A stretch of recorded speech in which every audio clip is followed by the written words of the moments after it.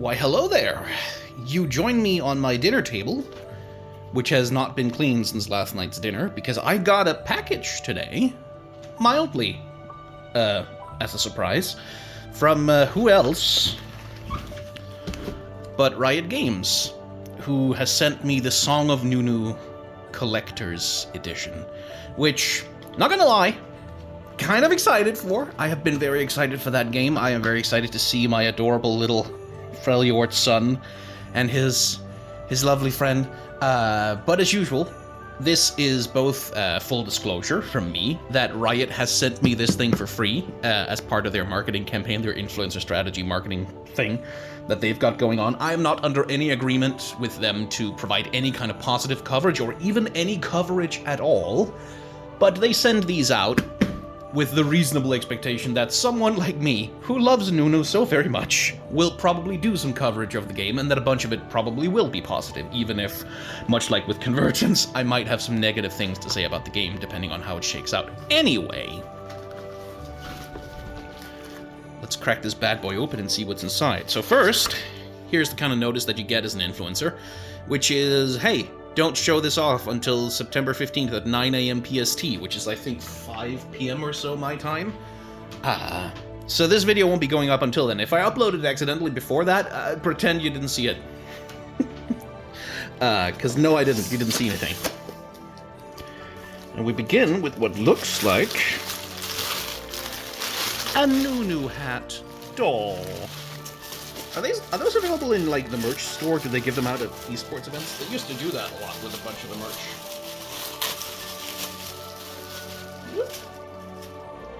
Let's have a look at you. Look at that.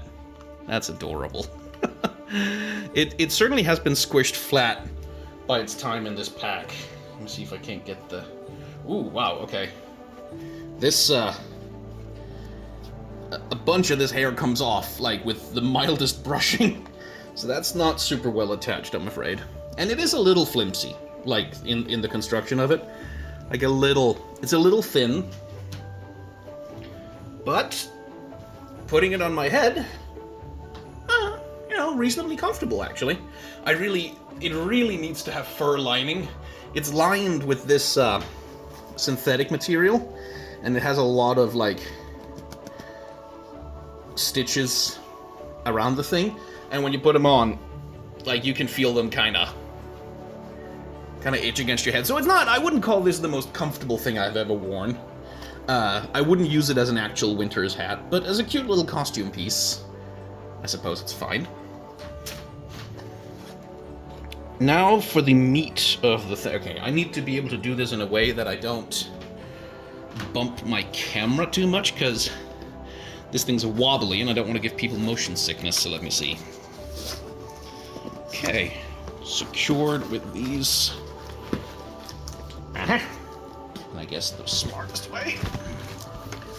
Ho ho! La la la la la la la! Make a mess! Oh, there's nothing else in here, right? No.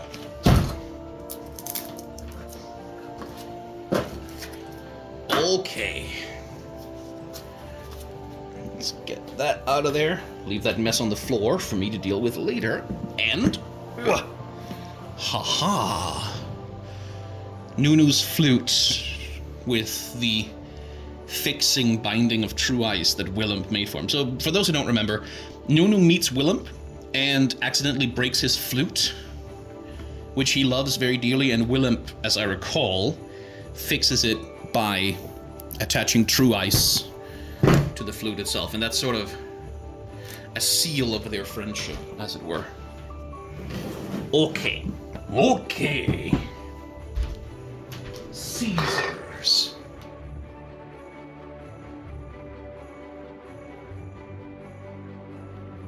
I am bad at things in real cameras.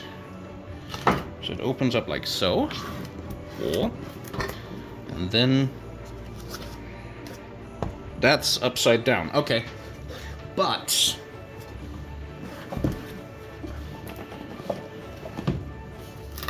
there's this lovely illustration on the inside. That's a really nice illustration too. Oh, that's really pretty.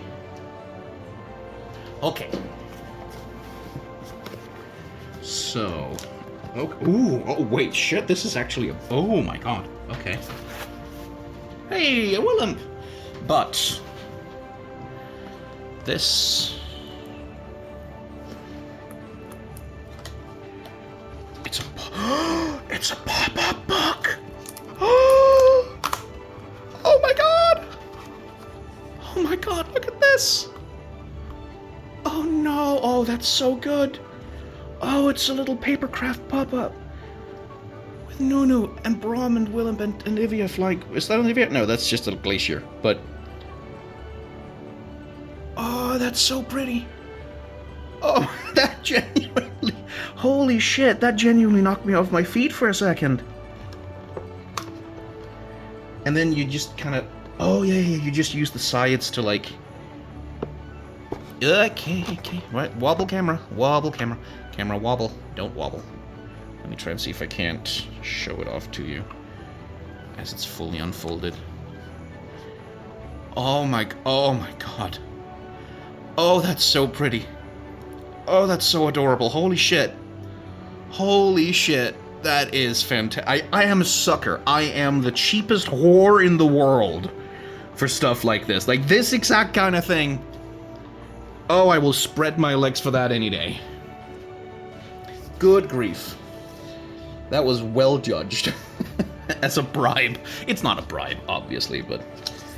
Then we have this envelope. The main contents was this, which was a series of mild spoilers for the game, I suppose. Seem to be game locations. And I don't know if you can't tell by looking at it, but this is textured, right? Like where Nunu is, like you can kind of feel it's got a slightly raised texture. It's really nice quality paper. And a lovely illustration to boot.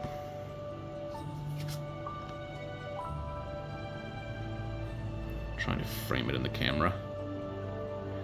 I am bad at it. Ooh, Rainbow Mountains.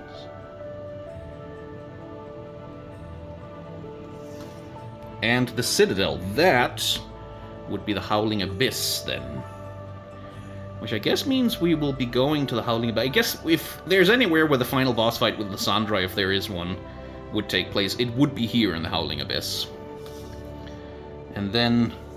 Oh, I know it's in black and white, so maybe it doesn't look as impressive, but again, that raised texture, and I don't know if you can see, you probably can. You see those tiny, subtle gray shadows in the background that sort of gives the barest illusion of a snowy landscape behind them? That's gorgeous. So there's that. And then there is an Artbook. Yeah! I don't know why I'm German. Let's have a peek through that. Okay, so there... Again, spoiler warnings for the game here, I suspect. Because we already know which champions are in it. They've been saying that already. I don't know that Anivia was confirmed to be appearing. But like this, yeah, this basically spoils the whole journey. And it'll spoil the enemies and the plants and the animals. I'm gonna flip through it.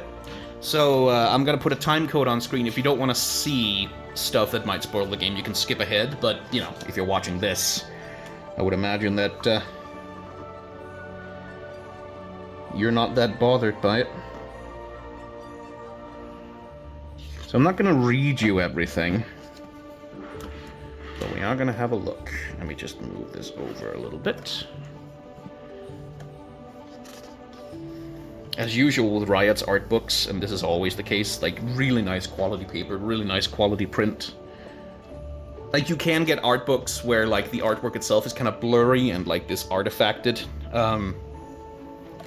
Because they either they don't supply high enough resolution for the printmaking, or the printmaker is just shit. Okay, so this is cool, because here we have character design notes for Nunu himself, which again, try not to wobble my camera. But you can see like all the thought that goes into defining what the character is and how he is for the purposes of his role in the game. And then his AoE, and you can see that that's music, right? Like, just because of the waveforms that are described by... It helps that he's also playing a flute, but you can see that he's playing music just visually. Ooh, an expression sheet! That's so lovely. Like, these are just very simple sketches that are sort of like meant to, okay, when this character looks this emotion, what do they broadly generally look like, right? Like, and then animators and artists can take that and then push it to be like more extreme if the emotion is more extreme, or less extreme if it's more subtle. But it just sort of, it creates like a map that the artists can use when they need to define what this character is like in various situations and how he reacts. Ooh, Willump design notes.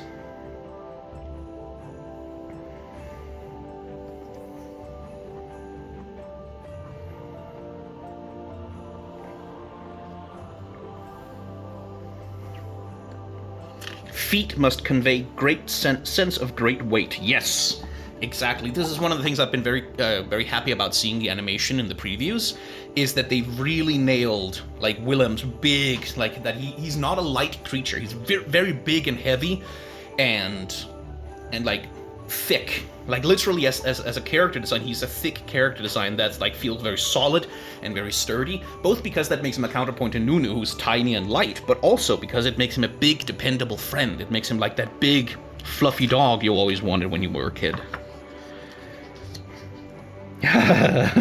Oh, expression sheet for Willump. Clearly taking a lot of cat inspiration here, which I like.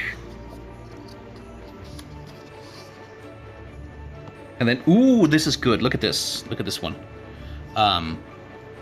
You see how they're making an active effort to make Willump kind of blocky and square here? That's an interesting approach to his character design. It's not something that seems to be carrying through that much in game. Willump is more of a blob than a square in most pieces, but that's like an interesting observation. It's like you could define Nunu as the sort of as the round character with spikes, and then Willump as like a blocky character instead, as a contrast, like to sort of create a contrast with Nunu. Is that a Bale Strider? It almost looks like a Bale Strider. Dead mammoth? Braum is here. Mother always said, don't lose.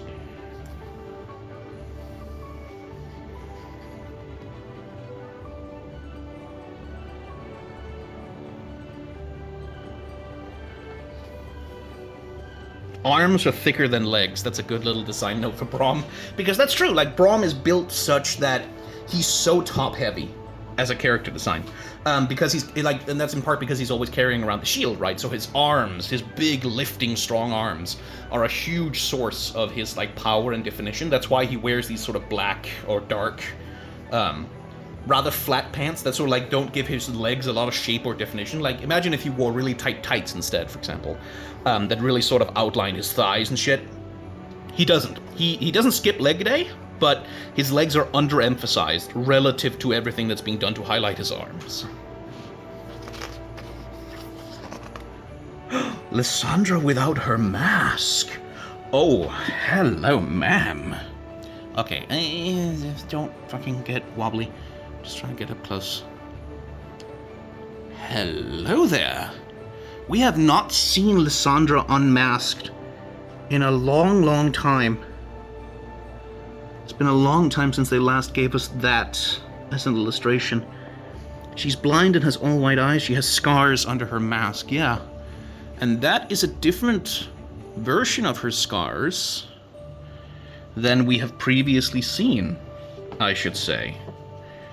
There's a few different versions, varieties of her face down here as well, different ways of showing her scars, but that is an interesting way to show her scars. They've also done a little bit of design work on her.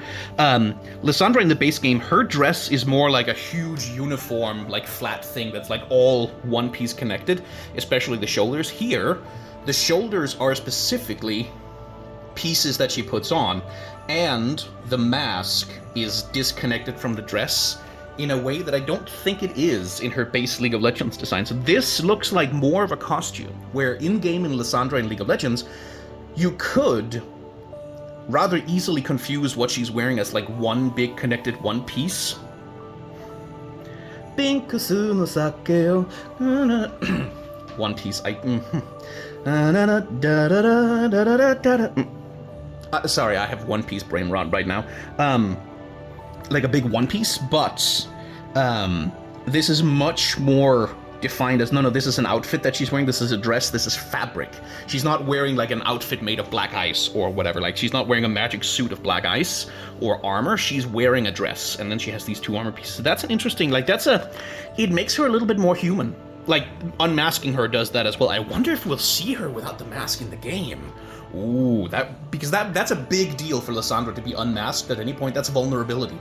That's the point of the mask on Lissandra, is to make her, like, the eye is the window to the soul. When a character's eyes are hidden, when they're wearing like a big mask or like a huge headpiece of some kind, that makes them less human, and it also provides them a sense of imperiousness and being armored and being distant, being regal, right? So unmasking her makes her much more human and vulnerable, which she doesn't like to be. So that's interesting. And that's the thing about, like, the thing that she's wearing a dress now. Like, these are actual clothes rather than non-definable black magic suit or whatever. That also brings her a little bit down to earth as a design and makes her a little more human and a little more vulnerable. And I do wonder if not that is going to be important to her narrative in this game. Like, Nunu maybe gets through to her a little bit. Because that, to me, always seemed kind of like, if sort of depending on how you want to play Lissandra, if you want to play her as a villain, straight-up villain, like Ice Queen, no chance of like, having any other feelings, that she's just evil, as it were, that's an option. But if she's interacting with Nunu, I feel like his innocence would affect her. Like, his innocence would, like, pain her or cause her hurt or suffering, because it reminds her of the innocence that she has lost and the hope that she once had that is no more, that caused her to betray her sisters. So I wonder if Nunu is going to get to her a little bit. So I recognize some of these from the cards that we got, the art cards. So I wonder if Nunu is going to get to her and melt her frozen heart a little bit. Ooh, Anivia! So that's a sculpture of Anivia slowly being taken over by black ice, which would be the influence of the void, I guess, seeping into the ice. That's Lissandra's ice.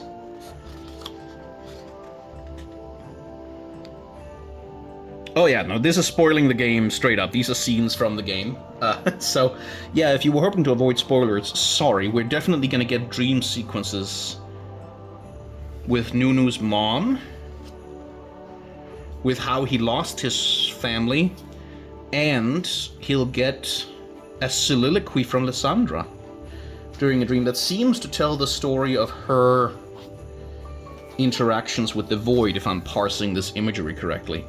Like, he's seeing a shadow of her in the ice, and then learning what her story is, what happened to her.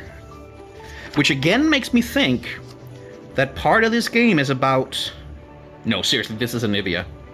I mean, not literally Anivia, but this mountain with the thing with the wings, that is Anivia. Like, that has a connection to Anivia somehow. That's gonna be some kind of Anivia thing, because that looks like a bird's wings. But I feel like the story here is gonna be Nunu learns about Lissandra and what's happened to her, and understands that she's lonely too, and that maybe, just maybe by the end of the game, he's gonna get through to her a little bit, at least enough that she lets him go. That feels like a way that the story could go. Elnook, couple of poros on him. Aw, adorable. That's all theory, though. She could just be a straight-up villain. Which reminds me, KDA Lissandra when? Lissandra deserves a KDA skin. You can't tell me that she doesn't. Ooh. Big construct creatures. That looks like celestial magic to me. Which might mean, like, Nunu's climbing mountains in this game, so maybe there'll be some brief interactions with, like, the celestial realm as well? The ice deer. Ooh, oh, I love that design. Because, like, look, it's arranged vaguely in the shape of a deer, but like that head, look at that, like, abstract, nonsensical shape. I really like that. Because, like, yeah, you can see how someone would say, oh, that looks like a deer, but then on the other hand, no, the fuck it doesn't. And I love those, like the things that sort of like you have to do interpretation to see them, rather than things that are literal. Hey, that's okay. Avarosa, Cyrilda, and Lissandra. Okay, this is kind of confirming my theory, because here Lissandra is crying or sorrowing, clearly. The two statues of her sisters broken, she stands alone in the world, alone, left to deal with the consequences of what she did. And taken over by sorrow from that. Ooh, holy shit. Oh, that's cool.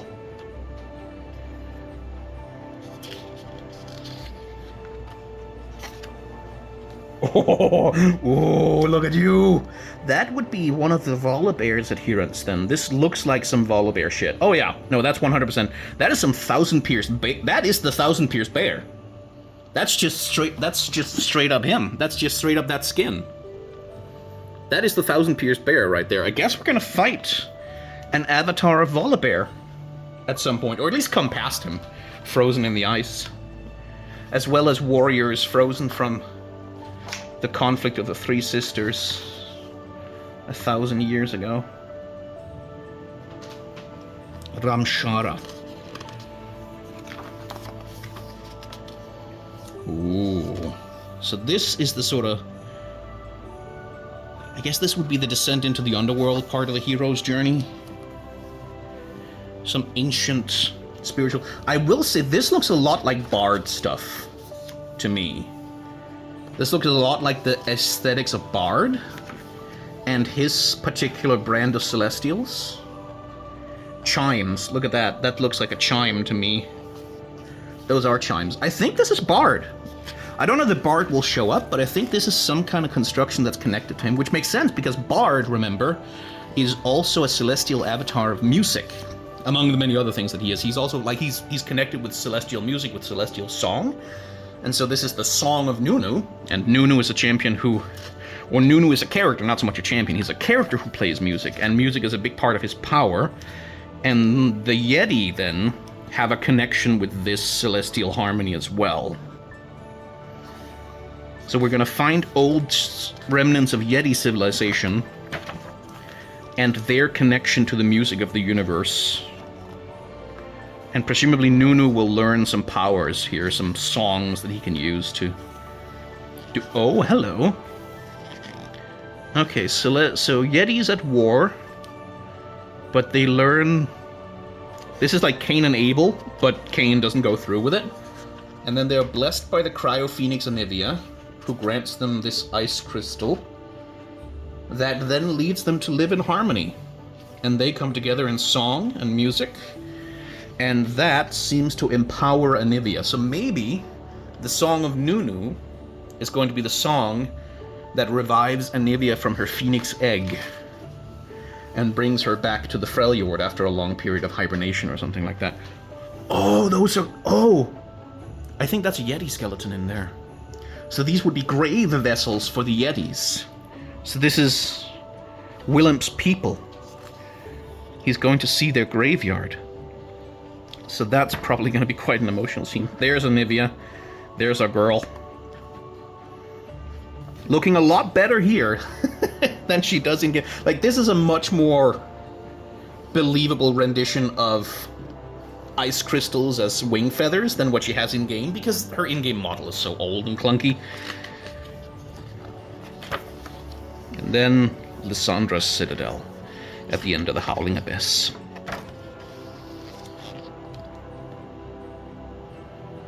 You can even see the towers. I wonder if we'll ever descend to the bottom of it where the Watchers are sleeping, or... No, I think we're just infiltrating, because Nunu's in the rafters here, running around without Willem, so I think it's going to be like an infiltration mission. Maybe Willem gets captured and you have to rescue him or something.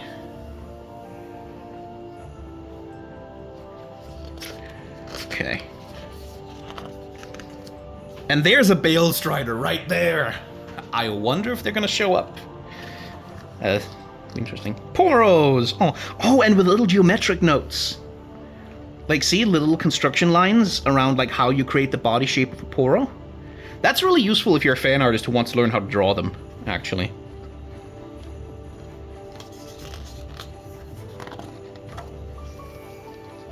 Some enemies from the game. We have some Frostguard, obviously. The big bad wolf. Plants.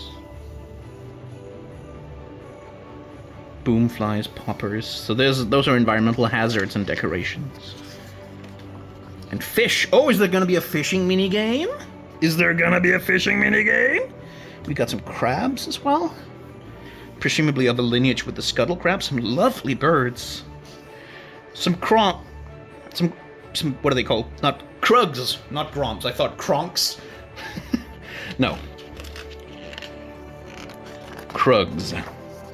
And then, I bet this is what's hanging above Nunu's cradle when he's a child. A mobile made entirely of whistles. Or whistle-like shapes, anyway. Oh, that's lovely. Anyway, enough of the spoilers. Let's look at the rest of what's in here. Plushie Willump.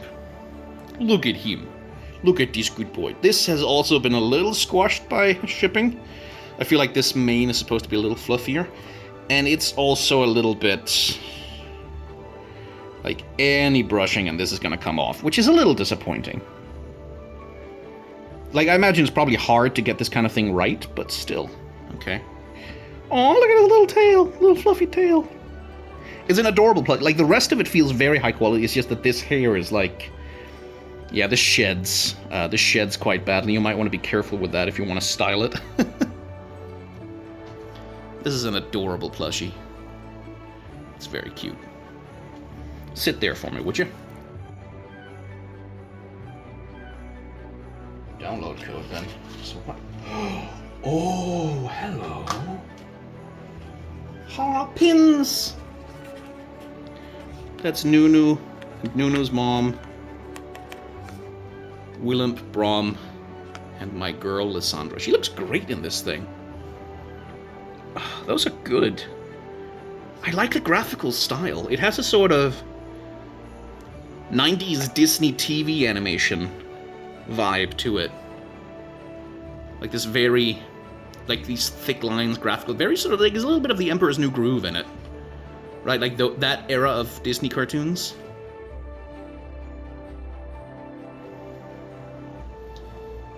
Look at that little friend. That's cute.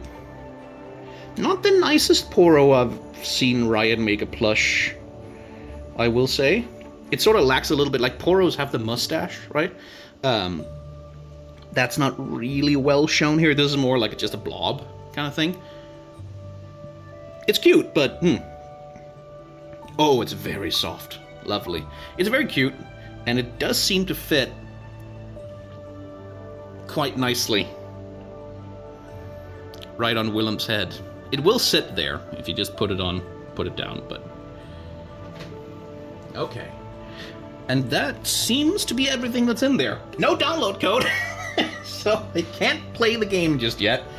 Not that I don't mind paying for the game. It's nice enough that they sent me this thing. I'm sure they'll send me a code. They like I have to imagine that they will. But thank you very much, Riot Forge, for sending me these marketing materials to promote your game for you. I'm happy to do that in exchange. Like this is, I will say, this is genuinely, this is one of the best collector's editions they've ever sent me. Ruined King was good. Convergence was like fine. I haven't received one for Mage Seeker. That never showed up for whatever reason.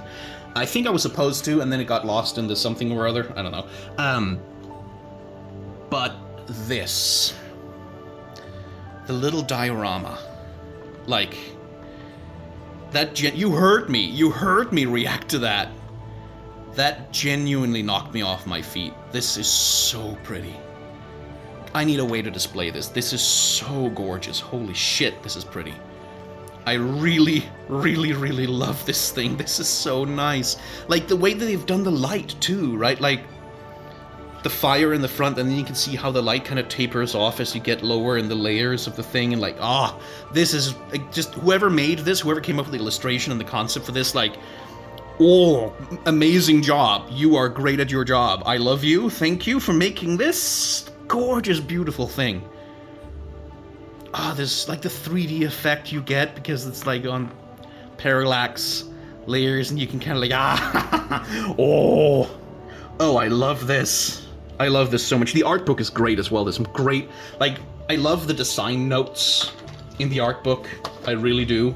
It's so lovely because you get an insight into the thinking behind the creation and like the way that the characters are designed and redesigned for the game, and I really appreciate that. That to me is nerd shit, like that. And there is some fluffy, like there's some stuff in here that I would characterize as fluff, like this hat. Like, this would be much cooler to me if I could actually use it as like a winter hat, like if it actually had like a fur lining, and it was like made of wool rather than being made of like felt. And I know that that's probably like, there's a limit to how expensive all the shit can be that they stuff into these things, but that's what would push this over the edge to me to be like, holy shit, this is amazing, rather than, oh, okay, that's cute, but I will never use this for it. Like, that's not, it's like, this is like a cute costume piece. This is great for a streamer who's streaming Song of Nunu and wants to wear something cute and fun while they're on stream, but I don't appear on camera, so it's not really that useful to me. And I feel kind of the same way about like this particular version of a Poro, just because it's not very accurate to the games. Like, not in the way, like, I'm a pedant for this kind of shit, right? Like it doesn't feel accurate to what a Poro is in the League of Legends universe. I cannot recommend that you purchase these collector's editions for any game, ever, because they're very expensive, and and like, it's